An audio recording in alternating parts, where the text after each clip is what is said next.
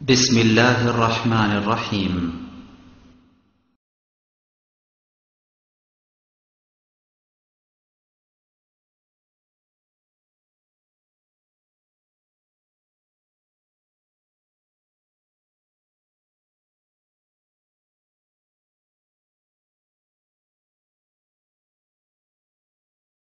إن الحمد لله نحمده ونستعينه من يهده الله فلا مضل له ومن يضلل فلا هادي له وأشهد أن لا إله إلا الله وحده لا شريك له وأشهد أن محمدا عبده ورسوله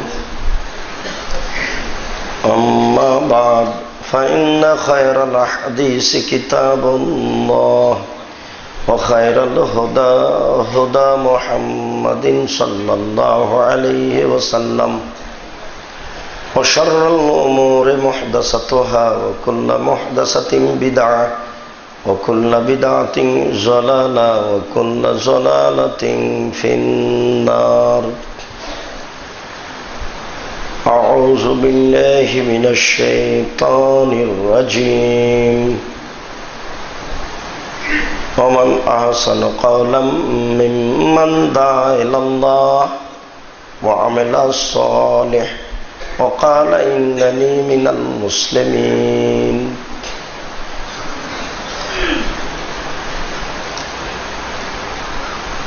عن أبي هريرة رضي الله تعالى عنه قال قال رسول الله صلى الله عليه وسلم نزر الله منا من سمع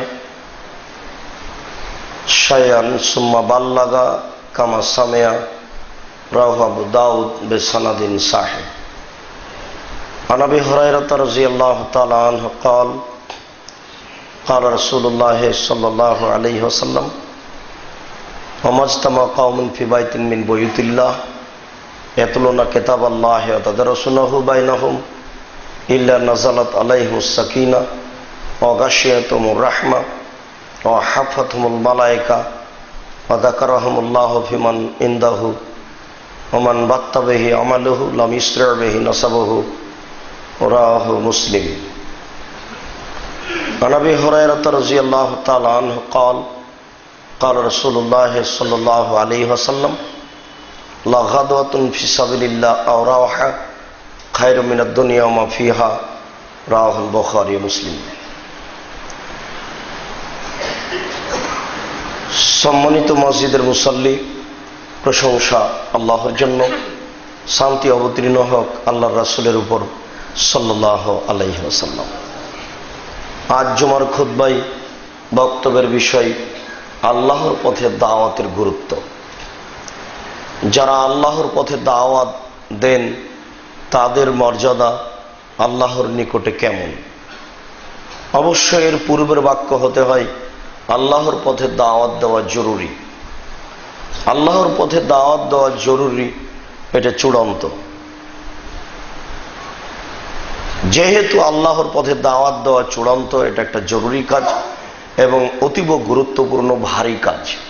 যারা পালন করবে তাদের কি সফলতা রয়েছে? আমরা বিভিন্ন দিন বিভিন্ন জায়গায় দাওয়াত দেওয়া জরুরি এ বিষয়ে বলেছি। এরপরে আজকে দুই একটি বাক্য। মহান আল্লাহ বলেন উদু ইলা সাবিল রাব্বিক উদু ইলা সাবিল রাব্বিক বিল হিকমাতি ওয়াল মাউইজাতিল হাসানা। আপনি আল্লাহর পথে সঠিক জ্ঞানের এবং সুন্দর কথার মাধ্যমে দাওয়াত প্রদান করুন। অত্র আয়াতে আল্লাহ তাআলা আমাদের নবীকে সঠিক জ্ঞানের মাধ্যমে এবং সুন্দর উপদেশের মাধ্যমে জনগণকে আল্লাহর পথে দাওয়াত দেওয়ার জন্য বলেছেন। আল্লাহ তাআলা অন্যত্র বলেন উদু ইলা রাব্বিক ওয়ালা তাকুনান্না মিনাল মুশরিকিন। আপনি মানুষকে আল্লাহর পথে দাওয়াত দিন, আপনি মুশরিকের অন্তর্ভুক্ত হবেন না। আপনি যদি দাওয়াত না দেন তাহলে আপনি মুশরিকের অন্তর্ভুক্ত হবেন, এটাই কথা সরাসরি বোঝা যায়। আল্লাহ তাআলা আমাদের নবীকে বলেন, ইয়া আইয়ুহার রাসূল বাল্লিগ মা উনজিলা ইলাইকা মির রাব্বিক, হে মুহাম্মদ আপনি আপনার প্রতিপালকের পক্ষ থেকে যা অবতীর্ণ হয়েছে তা মানুষের কাছে পৌঁছিয়ে দিন। আপনি যদি এই কাজ না করেন তাহলে আপনি আপনার জিম্মেদারি পালন করলেন না। কোরআন মাজিদ অবতীর্ণ করা হয়েছে যা জাতির সামনে পৌঁছে দেওয়ার জন্য অত্র আয়াতে আল্লাহ তাআলা আদেশ করেন। আল্লাহর নবী দুনিয়া থেকে প্রায় 1400-1450 বছর পূর্বে চলে গেছেন। এখন এই অবতীর্ণ কোরআন মানুষের কাছে কে পৌঁছাবে? কার এই জিম্মেদারি? মহান আল্লাহ বলেন, ইয়ে আইয়ুহান নবী, হে নবী, ইন্না আরসালনাকা, নিশ্চয় আমি আপনাকে প্রেরণ করেছি, শাহিদাও ওয়া মুবাশশিরাও ওয়া নাযীরা, জাতির জন্য সাক্ষী হিসেবে, ভীতি প্রদর্শক হিসেবে, এবং দায়ান ইলাল্লাহ বিইজনি, আল্লাহর পথে দাওয়াত দানকারী হিসেবে আল্লাহর অনুমতি সাপেক্ষে, ওয়া সিরাজাম মুনিরা, এবং জাতির জন্য আপনি একটা উজ্জ্বল তারকা এ হিসেবে। আল্লাহ তাআলা আমাদের নবীকে বলছেন যে আপনাকে মানুষের নিকটে দায়ী হিসাবে প্রেরণ করা হয়েছে, আমি আপনাকে এজন্যই প্রেরণ করেছি। বহুদিন পূর্বে আল্লাহর নবী দুনিয়া থেকে চলে গেছেন, এই দাওয়াতের কাজ কে করবে?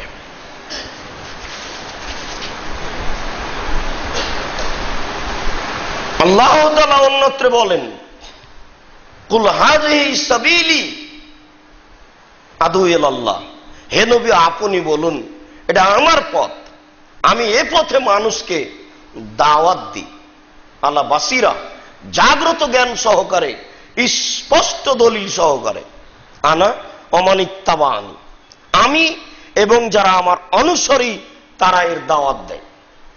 তাহলে বোঝা যাচ্ছে যে কিয়ামত পর্যন্ত যত মানুষ তার অনুসারী হবে তারাই এ দাওয়াতের কাজ করবে।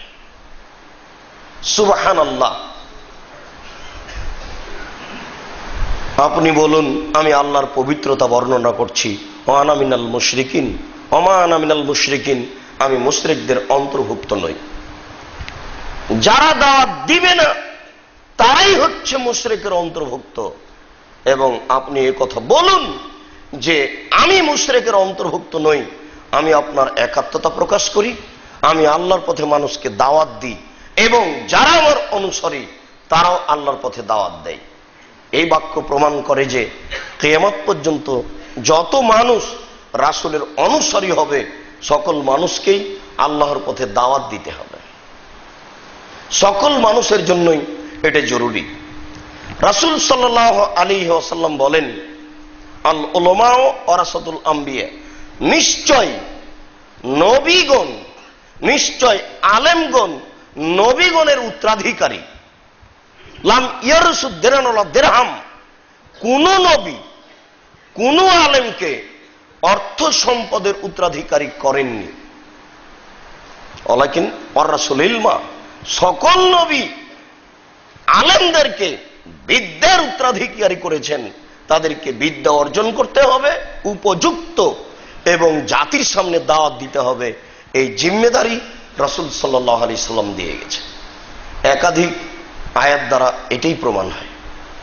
আল্লাহ তাআলা আমভাবে বলেন, আল মুমিনুনা ওয়াল মুমিনাত বাযুহুম আউলিয়াউ বায, কিছু মুমিন কিছু মুমিনের বন্ধু শুভাকাঙ্ক্ষী, মুমিন পুরুষ মুমিন নারী পরস্পরের বন্ধু শুভাকাঙ্ক্ষী। ইয়ামুরুনা বিল মারুফ, তারা ভালো কাজের আদেশ করে, ওয়া ইয়ানহাউনা আনিল মুনকার, তারা মন্দ কাজের নিষেধ করে। ওয়া ইউকিমুনাস সালাতা, তারা সালাত আদায় করে। ওয়া ইউতুনাজ যাকাতা, তারা যাকাত প্রদান করে। তারা আল্লাহকে মান্য করবে, রাসূলের আনুগত্য করবে, তারাই হলো সফল মানুষ। বিবরণে বোঝা যায় যে মুমিনদেরকে এই দায়িত্ব পালন করতে হবে। আল্লাহর নবী চলে গেছেন, মুমিনদের উপরে এই দায়িত্ব থেকে গেছে কিয়ামত পর্যন্ত। আল্লাহ তাআলা আল্লাহর রাসূল ছাড়া সাধারণ জনগণকে, পৃথিবীর মানুষকে বললেন এভাবে, ওয়ালতাকুম মিনকুম উম্মাতুন ইয়াদউনা ইলাল খায়র, তোমাদের মধ্যে একটা সম্প্রদায়, কিছু মানুষের হওয়া উচিত এমন যে তারা কল্যাণের দাওয়াত দিবে, ভালো কাজের আদেশ করবে, মন্দ কাজের নিষেধ করবে, তারাই হলো সফল মানুষ। আল্লাহ তাআলা বলছেন, কুনতুম খায়রা উম্মাতিন উখরিজাত লিন-নাস,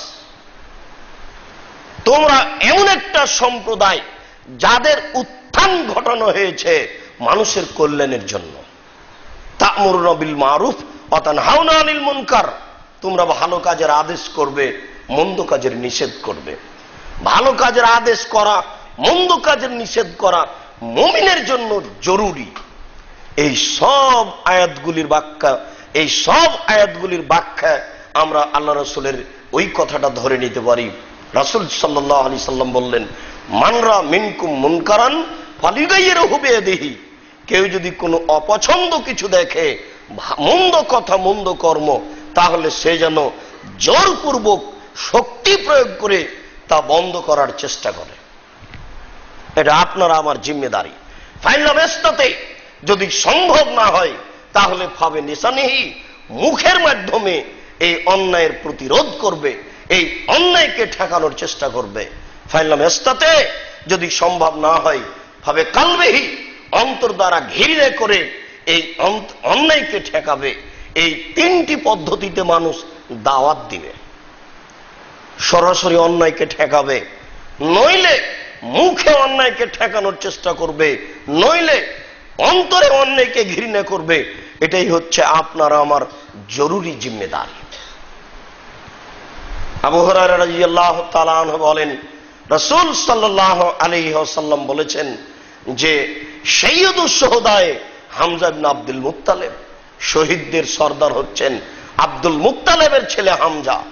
ও রাজুলুন, ওই ব্যক্তিও, কামালা ইমামিন জায়ের, যে ব্যক্তি স্বৈরাচারী স্বেচ্ছাচারী শাসকের পাশে দাঁড়ালো, ফামারাহু আনহাহু, তাকে ভালো কাজের আদেশ করলো, মন্দ কাজের নিষেধ করলো, ফাকাতালাহু, স্বৈরাচারী শাসক তাকে হত্যা করলো, এই ব্যক্তিও ওই হামজা ইবনে আব্দুল মুত্তালিবের সাথে জান্নাতে থাকবেন, এই মর্যাদা পাবেন। ভালো কাজের আদেশ করা, মন্দ কাজের নিষেধ করা, ভালো কাজের আদেশ করা সহজ, মন্দ কাজের নিষেধ করা কঠিন। হয়তোবা অনেকেই বলছে বা মনে করছে যে আমরা বর্তমান পরিস্থিতিতে কিছু করি না, এ কথা ঠিক নয়।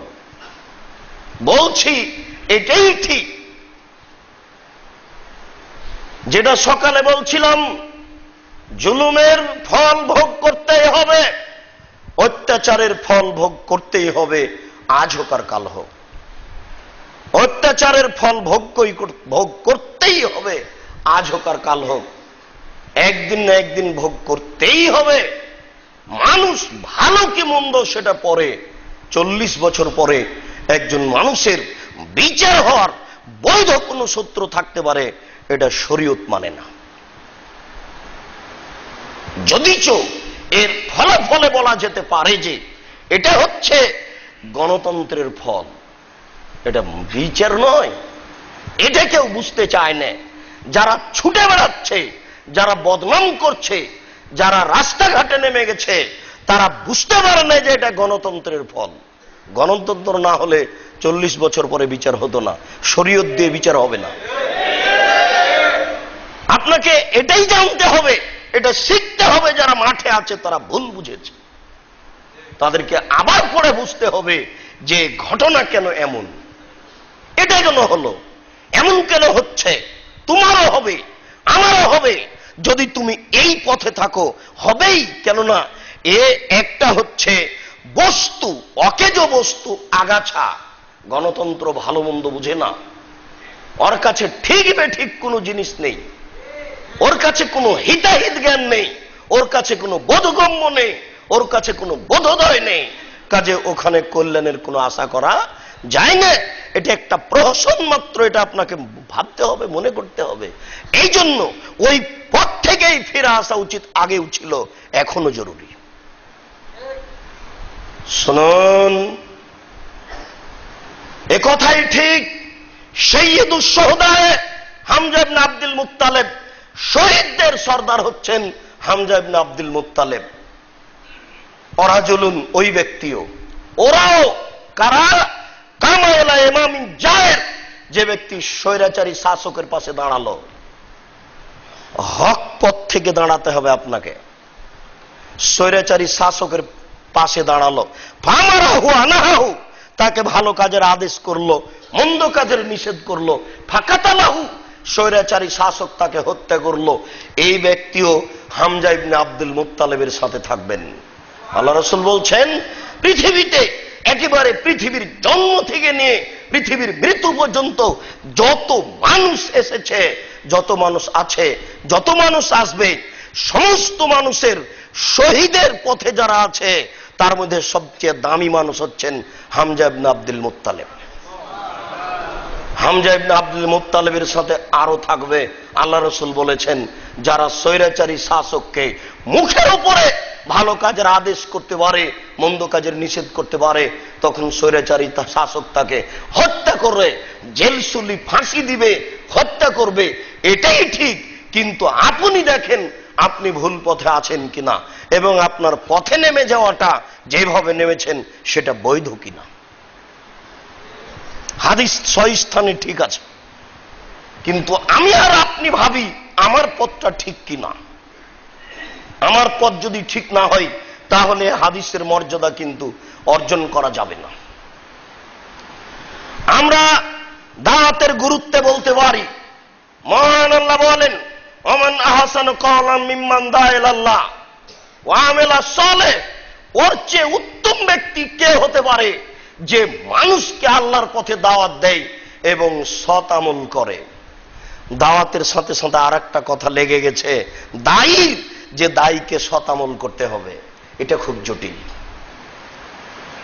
আমরা যারা মাঠে আছি তাদের অনেকেরই দাওয়াত পর্যন্তই শেষ। নিজে এবং সপরিবারে সৎ আমল খুব কঠিন। আল্লাহ বললেন, ওর চেয়ে উত্তম ব্যক্তি কে হতে পারে যে ব্যক্তি আল্লাহর পথে দাওয়াত দিল এবং নিজে সৎ আমল করলো এবং বলল আমি একজন মুসলিম। এই ব্যক্তি হচ্ছে সবচেয়ে সম্মানী মানুষ, আল্লাহর কাছে প্রিয় মানুষ, ইহকালে ও পরকালে। ইহকালে ও পরকালে সবচেয়ে সম্মানী মানুষ হওয়ার জন্য আল্লাহর পথে দাওয়াত দিতে হবে এবং সৎ আমল করতে হবে। এটা জরুরি। মহান আল্লাহ বলেন, সুম্মা কানা মিনাল্লাযীনা, ওই সব লোক, আল্লাযীনা, যারা ইয়াতাওয়াসাউ বিল হক্কে ওয়া ইয়াতাওয়াসাউ বিস সাবরে, ভালো কাজের আদেশ করে, পরস্পরে ভালো কাজের আদেশ করে, হকের আদেশ করে এবং ধৈর্যের উপদেশ দেয়। সুম্মা কানা মিনাল্লাযীনা আমানু ওয়া আমিলুস সালিহাত ওয়া তাওয়াসাউ বিল হক্কে ওয়া তাওয়াসাউ বিস সাবর উলাইকা আসহাবুল মাইমানা। তারাই হচ্ছে সফল মানুষ, যারা সৎ আমল, ঈমান আনলো, সৎ আমল করলো, পরস্পরে হকের উপদেশ দিল, পরস্পরে ধৈর্যের উপদেশ দিল। যেখানে হক আছে সেখানে ধৈর্য আছে। হক মানে বিপদ, হক মানে সমস্যা। যখনই আপনি হকের আদেশ করবেন তখন আপনার উপরে বিপদ নেমে আসবে, তখনই ধৈর্য লাগবে। মহান আল্লাহ বলেন, ওয়াল আসর, কালের কসম, যুগের কসম, ইন্নাল ইনসানা লাফি খুসর, নিশ্চয় মানুষ মাত্রই ক্ষতিগ্রস্ত, ইল্লাল্লাযীনা আমানু ওয়া আমিলুস সালিহাত, তবে যারা ঈমান আনলো, সৎ আমল করলো, ওয়া তাওয়াসাউ বিল হক ওয়া তাওয়াসাউ বিস সাবর, পরস্পরে হকের উপদেশ দিল, পরস্পরে ধৈর্যের উপদেশ দিল, তারাই হলো সফল মানুষ, তারাই হলো ঈমানদার মানুষ। তারা ক্ষতিগ্রস্ত নেই, তারা ক্ষতিগ্রস্ত নয়, তারা ক্ষতিগ্রস্ত হবে না। আল্লাহ তাআলার এই বাণীও হিসাব করতে হবে আপনাকে, যে নিজে সৎ আমল করতে হবে এবং পরস্পরে হকের দাওয়াত দিতে হবে। পরস্পরে হকের দাওয়াত দেওয়া মানুষের জীবনে একটা জরুরি কাজ এবং ইহকালে ও পরকালে সফলতার একটা বড় মাধ্যম। আল্লাহ কবুল করুক। আল্লাহুম্মা আমিন। আল্লাহুম্মা সাল্লি আলা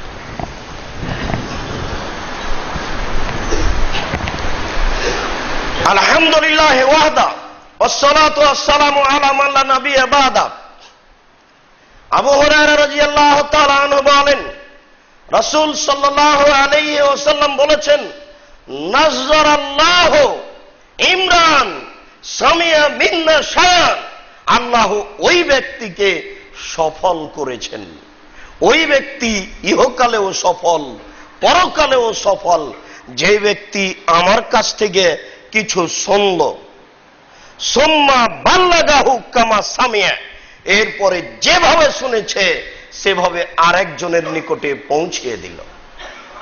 তাহলে বোঝা যাচ্ছে যে দিন জানার পরে আরেকজনের কাছে পৌঁছে দিতে হবে, এটা আপনার জন্য জরুরি এবং তাতে আপনার বড় সফলতা নেমে আসবে আপনি যদি জানার পরে আরেকজনের কাছে পৌঁছে দেন। উকবা ইবনে আমির রাদিয়াল্লাহু তাআলা আনহু বলেন, খারাজা রাসূলুল্লাহ সাল্লাল্লাহু আলাইহি সাল্লাম ওয়া নাহনু ফি সুফফা। একদা আল্লাহ রাসূল বাড়ি থেকে বের হলেন, তখন আমরা মসজিদে আহলে সুফফার সাথে বসেছিলাম। মসজিদে যারা থাকে খায় তাদের সাথে আমরা বসেছিলাম।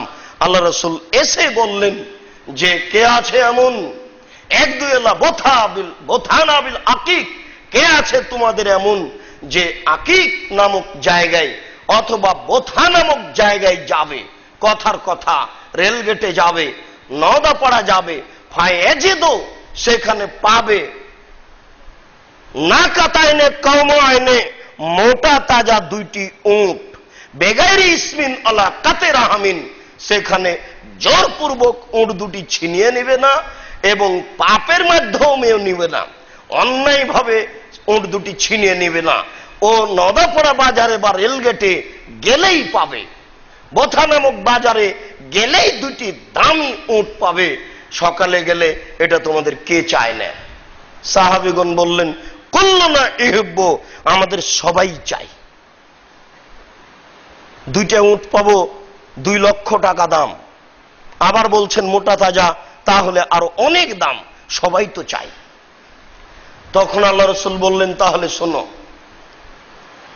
একদু আহাদুকুম, তোমাদের কোন ব্যক্তি যাবে সকালে মসজিদে, ইউআল্লিমুন নাসা আয়াতাইন মিন কিতাবিল্লাহ, ও মসজিদে গিয়ে আল্লাহর কোরআন মাজিদ হতে 2টি আয়াত শিখিয়ে দিবে মানুষকে, 2টি আয়াতের দার্স দিবে, 2টি আয়াতের দাওয়াত দিবে, খায়রুন লাহু, তার জন্য এটা উত্তম হবে, মিন নাকাতাইনে, 2টি উটের চেয়ে, সালাসু আয়াতিন মিন সালাসিন ওয়া আরবা আয়াতিন মিন আরবাইন ওয়া মিন আদাদিহিন্না মিনাল এবেল।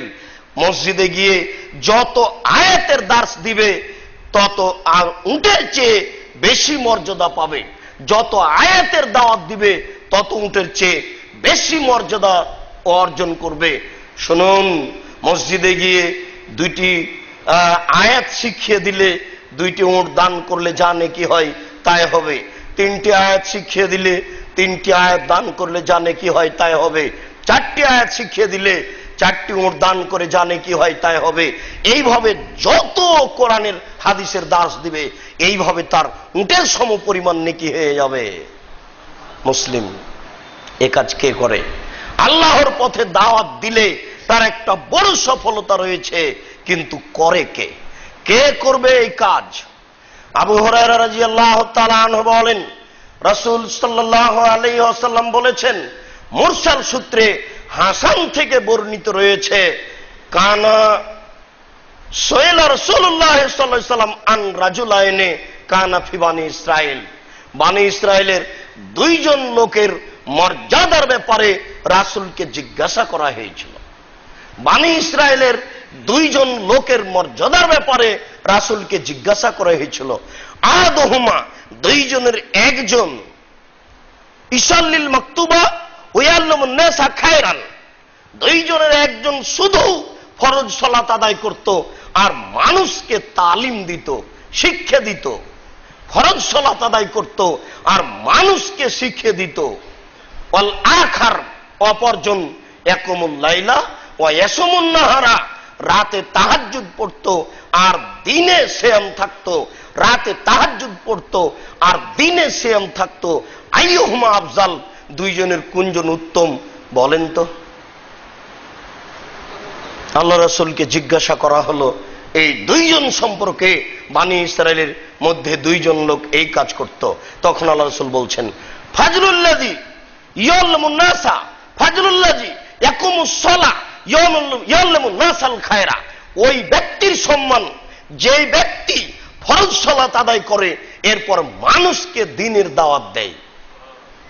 আলাল্লাযী, ওই ব্যক্তির চেয়ে আল্লাযী ইয়াকুমুল লাইলা ওয়া ইয়াসুমুন নাহারা, যে ব্যক্তি রাতে তাহাজ্জুদ পড়ে আর দিনে সিয়াম থাকে, এর চেয়ে যে ব্যক্তি রাতে তাহাজ্জুদ পড়ে আর দিনে সিয়াম থাকে এই ব্যক্তির চেয়ে ওই ব্যক্তির মর্যাদা কা ফাজলি আলা আদনাকুম, আমার যেমন মর্যাদা তোমাদের ভ্যান চালকের, তোমাদের মুচির, তোমাদের মেথরের মধ্যে তফাৎ। তোমাদের যারা রাস্তাঘাট পরিষ্কার করে ওর মাঝে আর আমার মাঝে মানের যেমন কম বেশি। যেই ব্যক্তি রাতে তাহাজ্জুদ পড়ে আর দিনে রোজা থাকে এই ব্যক্তির চেয়ে ওই ব্যক্তির মান হচ্ছে আমার আর ওই রাস্তা পরিষ্কারের ব্যক্তির দুইজনের তফাৎ যেমন। নিজের ব্যাপারে দেখালেন। আমি আসলে আপনাকে স্পষ্ট বুঝাতে পারলাম কিনা? যে ব্যক্তি 5 ওয়াক্ত সালাত আদায় করে ফরজ, এরপরে দিনের দাওয়াত দেয়, এই ব্যক্তির মর্যাদা ওই ব্যক্তির চেয়ে যে ব্যক্তি রাতে তাহাজ্জুদ পড়ে আর দিনে সিয়াম থাকে, এই দুইজনের মর্যাদা আমার যেমন সম্মান সাধারণ মানুষের উপরে, একেবারে নিম্ন শ্রেণীর মানুষের উপরে, যেটা তুলনায় করা যায় না। নাবির কত সম্মান সেটা কে জানে, যেটা তুলনায় করা যায় না। তাই আপনাকে জানতে হবে এই মর্যাদা এবং দাওয়াত দিতে হবে। আবু হুরায়রা রাদিয়াল্লাহু তাআলা আনহু বলেন রাসূল সাল্লাল্লাহু আলাইহি ওয়াসাল্লাম বলেছেন ওমাজতামা কওমুন ফি বাইতিন মিন বুয়ুতিল্লাহ, কোন সম্প্রদায়, কিছু মানুষ কোন জায়গায় অবস্থান করলো, ইয়াতলুনা কিতাবাল্লাহি ওয়া ইয়াতাদারাসুনাহু বাইনাহুম, তারা আল্লাহর কিতাবকে পড়ে এবং আপোষে তারা তা চর্চা করে, আল্লাহ কি বলছেন সেই নিয়ে চিন্তা ভাবনা করে, কোরআন মাজিদ তেলাওয়াত করে এবং এই আয়াতের অধীনে রাসূল যা বলেছেন এই নিয়ে তারা আপোষে আলোচনা করে। এমন লোকের মর্যাদা আল্লাহ রাসূল বলছেন। ওই সব লোকের মর্যাদা যারা কোরআন তেলাওয়াত করে এবং কোরআন চর্চা করে আপোষে। রাসূল সাল্লাল্লাহু আলাইহি ওয়াসাল্লাম বলছেন তাদের উপরে 4টা জিনিস হয়। এক, নাজালাত আলাইহিমুস সাকিনা, তাদের উপরে আল্লাহর পক্ষ থেকে নিরাপত্তা অবতীর্ণ হয়। 2, গাসিয়াতুমুর রাহমা, সেই জায়গাটা আল্লাহর দয়া দিয়ে ঘিরে দেওয়া হয়। 3, হাফাতুমুল মালায়েকা, ওই জায়গাটা ফেরেশতারা চতুর্দিক থেকে ঘিরে থাকেন। 4, যাকারাহুমুল্লাহ ফি মান ইনদাহু, আল্লাহর পাশে যারা বড় বড় ফেরেশতা রয়েছেন তাদের সামনে আল্লাহ অহংকার করেন, এই দেখো তোমরা এদেরকে সৃষ্টি করতে নিষেধ করেছিলে, দেখো তাদের কাজ। তারা আজকে নিজের কর্মজীবনকে ত্যাগ করে, নিজের দুনিয়াবী ব্যস্ততাকে ত্যাগ করে এই পরিস্থিতিতে কোরআন মাজিদ তেলাওয়াত করছে আর জাতির সামনে এটা পেশ করছে। এদেরকে তোমরা সৃষ্টি করতে নিষেধ করেছিলে। আল্লাহ তাআলা ফেরেশতাদের সামনে গর্ববোধ করে এই কথা বলেন, যেখানে দ্বীনি আলোচনা হয় সেখানে 4টে জিনিস হয়, মনে থাকবে কিনা? যেখানে দ্বীনি আলোচনা হয় সেখানে 4টে জিনিস হয়। 1, সেই জায়গায় আল্লাহর পক্ষ থেকে নিরাপত্তা অবতীর্ণ হয়। 2, সেই জায়গাটাকে দয়া রহমত দিয়ে ঘিরে দেওয়া হয়। 3, সেই জায়গাকে ফেরেশতা ঘিরে থাকেন। 4, আল্লাহ তাআলা ফেরেশতাদেরকে নিয়ে এই দলকে সামনে রেখে, এই লোকগুলিকে সামনে রেখে গর্ববোধ করেন যে এদেরকে তোমরা সৃষ্টি করতে নিষেধ করেছিলে, তাদের আজকে কাজ দেখো। আবু হুরায়রা রাদিয়াল্লাহু তাআলা আনহু বলেন রাসূল সাল্লাল্লাহু আলাইহি ওয়াসাল্লাম বলেছেন লা গাদওয়াতুন ফি সাবিলিল্লাহ রাহা খায়রুম মিনাদ দুনিয়া ওয়া মা ফিহা, কেউ যদি সকালের একটা অংশ দিনের কাজ করে, কেউ যদি বিকালে একটা অংশ দিনের কাজ করে, কেউ যদি সকালের একটা অংশ আল্লাহর পথে দাওয়াত দেয় মানুষকে, কেউ যদি বিকেলের একটা অংশ মানুষকে আল্লাহর পথে দাওয়াত দেয়, তাহলে এই কাজটা খায়রুম মিনাদ দুনিয়া ওয়া মা ফিহা, এই সারা পৃথিবী এবং এর মধ্যে যা কিছু আছে সবকিছুর চেয়ে কাজটা উত্তম। এর তুলনা আপনাকে বুঝাতে পারবো? সারা পৃথিবীতে কত সম্পদ আছে, সারা পৃথিবীতে কত হীরা মুক্তা মাণিক্য আছে, সব মিলে যত দাম হবে এর চেয়ে ওই সকালের একটা সময় আল্লাহর পথে দাওয়াত দেওয়া অনেক অনেক অনেক গুণে ভালো। যদিচ দাওয়াতের পিছনে একটা থাকা জরুরি, খলুসিয়ত, একনিষ্ঠতা, আল্লাহ ভীতি এবং শতামল। আল্লাহ ভীতি, একনিষ্ঠতা, শতমল দুইটা যদি জড়িত না হয় তাহলে এই কাজের পরিণতি আবার খুব কঠিন। সেটা সময়ে আজকের জন্য এই বিষয়ে আপনাকে আগ্রহী করতে চাচ্ছি যে সবাই আমরা দিনের দায়ী হিসেবে আল্লাহর দরবারে পেশ হই, জাতির সামনে আসি, এইসব ভুল পথের মানুষগুলিকে সঠিক পথে নিয়ে আসতে হবে। রাসূল সাল্লাল্লাহু আলাইহি সাল্লাম বলছেন, রিবাতু ইয়াউমিন ফি সাবিলিল্লাহ খায়রুম মিনাদ দুনিয়া ওয়া মা আলাইহা, খায়রুম ফিদ দুনিয়া ওয়া মা আলাইহা। দিনের একটা অংশ আল্লাহর পথে দাওয়াত দেওয়া, দিনের একটা অংশ আল্লাহর পথে প্রস্তুত থাকা, দিনের একটা অংশ আল্লাহর পথে দাওয়াত দেওয়া, এই গোটা পৃথিবী এবং এই পৃথিবীর মুখের উপরে যা কিছু আছে, হীরা মুক্তা মাণিক্য বাড়ি গাড়ি, সব কিছুর চেয়ে উত্তম। সম্মানিত মসজিদের মুসল্লি, আপনাকে বলতে চাচ্ছিলাম যে আল্লাহর পথে দাওয়াত দেওয়া কাজটি অতীব উত্তম। এ দাওয়াতকে দেয়। আমরা আপনাদেরকে বলতে চাচ্ছি যে আমরা এই দ্বীনি বৈঠকে উপস্থিত হয়েছি, কিছু জানবো, বুঝবো, সাথে সাথে এর দাওয়াত মানুষের কাছে পেশ করব, এটা আমাদের জীবনে একটা হওয়া উচিত। আল্লাহ, আমরা মানুষ, আমাদের ভুল ত্রুটি থাকতেই পারে। আল্লাহ, আমরা দ্বীনের দাওয়াত দিচ্ছি, দিব মনে করছি, এতে আমাদের একনিষ্ঠতার যদি কোনো জায়গাতে ঘাটতি থাকে তাহলে তুমি সেটুকু সরিয়ে একেবারে পুরো খালেস অন্তরে একনিষ্ঠ হয়ে একমুখী হয়ে তোমার পথে দাওয়াত দেওয়ার আমাদের তৌফিক দান করো, আল্লাহুম্মা আমিন। আমরা জেনে শুনে সজ্ঞানে যেন কোনো স্বার্থের আশ্রয় না নিই এবং ধর্মকে বিকৃত করে যেন জাতির সামনে পেশ না করি। আল্লাহ, তুমি আমাদের এই দাবি কবুল করো। সম্মানিত মসজিদের মুসল্লি, আমরা আপনাদেরকে আবারও বলতে চাই, আল্লাহর পথে দাওয়াত দেওয়া জরুরি এবং আল্লাহর পথে দাওয়াত দেওয়ার গুরুত্ব, এই বিষয়টি পেশ করে বলতে চাচ্ছি যে দুইটাই কোন অংশ, দুইটার কোন অংশই কম নয়। দাওয়াত দেওয়া যেমন জরুরি, দাওয়াতের ফল ভোগ করা তেমন বড়। দাওয়াত দেওয়া যেমন জরুরি, দাওয়াতের ফল ভোগ করাও তেমন বড়। আল্লাহ যেন আমাদেরকে দাওয়াত দেওয়ার জরুরি কাজটা পালন করার তৌফিক দান করেন, আল্লাহুম্মা আমিন। এর ফল যেটা, সেটা যেন ভোগ করার তৌফিক দান করেন, আল্লাহুম্মা আমিন। আল্লাহ, এই দাবি, এই দোয়া তোমার